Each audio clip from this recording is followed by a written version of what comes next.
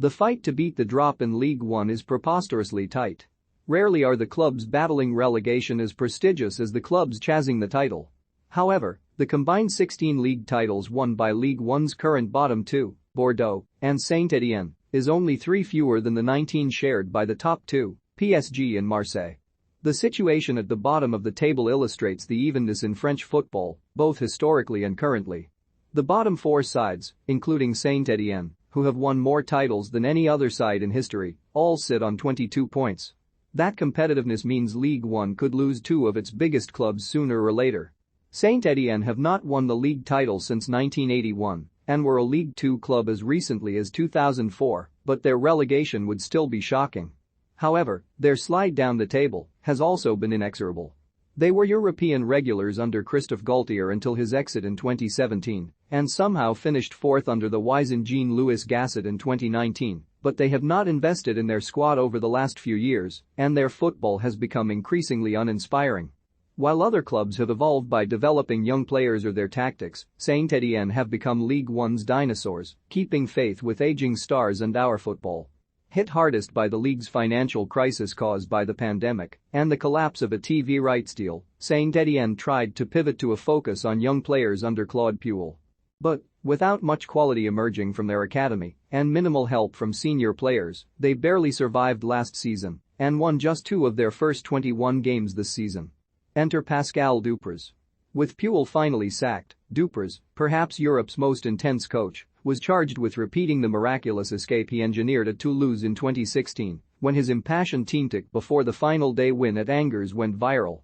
Although it took a while for man motivator Dupraz to have an impact, Saint-Étienne have won 3 of their last 5 games. An active transfer window has helped, energizing the team.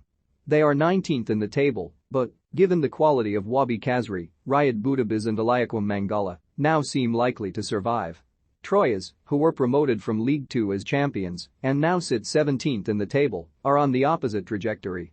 They started the season with a promising young coach in Laurent Battles, and their induction into the City Football Group last season helped them secure a host of Manchester City loanees.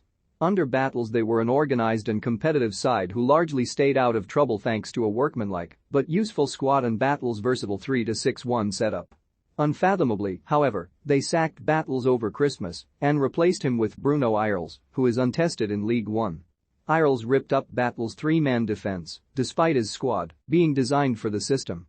He has won just 1 of his first 7 games and only secured a 1-1 draw with Marseille over the weekend by returning to the 3-man defense favored by Battles. Having punched above their weight under Battles, Troyes look rudderless.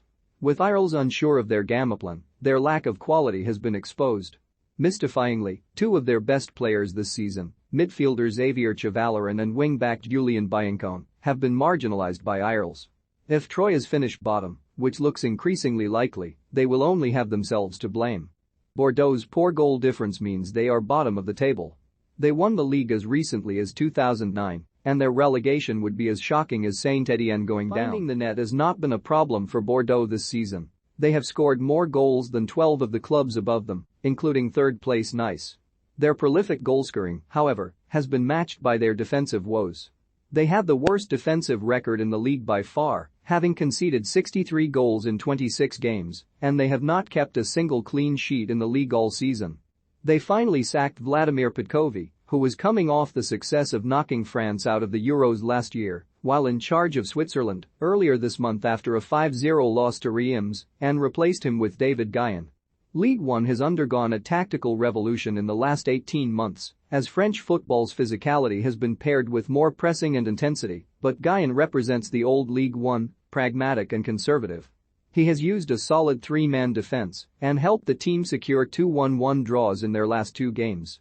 Guyon still has the firepower to score goals, with strike duo Hwang Ui-jo and Albert Ellis the third most prolific pair in Ligue 1, but can he improve their porous defense? His track record suggests so. Metz, the other team on 22 points, and Lorient, whose late win over Brest saw them move to 24, will both be nervous about their heavyweight competitors' renewed quality and impetus. As will Clermont on 28 points, despite 3 impressive wins in 5 games over Rennes, Nice and Marseille, and Angers, on 29, who have lost 7 of their last 9. Lorient have wisely kept faith in coach Christophe Pélissier despite just 2 wins since September, which included a 15-game winless run. He is one of Ligue 1's shrewdest operators and remains their best hope. After scoring 14 goals last season, Taram Moffi's lack of form has been their big problem, but new signing Ibrahim Akone and young Sambu Samano, promoted from the B team, have finally added some cutting edge. Metz, meanwhile, will have to do without their manager Frédéric Antonetti for the next 7 games after he was given a ban for a touchline altercation with Lille sporting coordinator Sylvain Armand. The Metz squad is short of quality and they seem likely to go down alongside Troyes. Saint-Étienne and Bordeaux may yet rescue themselves, but they should be wary of Metz and Lorient putting runs together. The sight of Werder Bremen, Schalke, and Hamburg struggling to return to Germany's top flight will only make Bordeaux and Saint-Étienne more nervous. With Ligue 1 moving to an 18-team format in 2023, their incompetence cannot last much longer. Monaco 1-2 Reims Angers 1-2 Linz Brest 0-1 Lorient Clermont 1-1 Bordeaux Metz 0-0 Nantes Troyes 1-1 Marseille Lyon 0-1 Lille Strasbourg 0-0 Nice PSG 3-1 Saint-Étienne Montpellier 2-4 Rennes a thrilling 4-2 win over Montpellier on Friday night put Rennes in sight of second place after Nice and Marseille both drew. A dip in form around the turn of the year, as Bruno Genoccio's side struggled for balance, has been overcome after 4 wins in 6. Few teams across the continent are as enjoyable to watch as Rennes.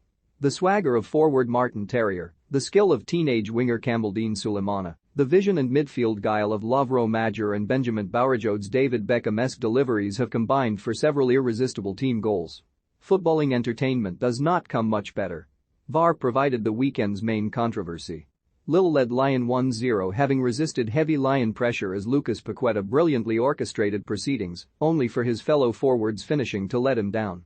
Paqueta, however, thought he had snatched a late equalizer having pressured Lille keeper Leo Jardim into an error, pinching possession and slotting into an empty net.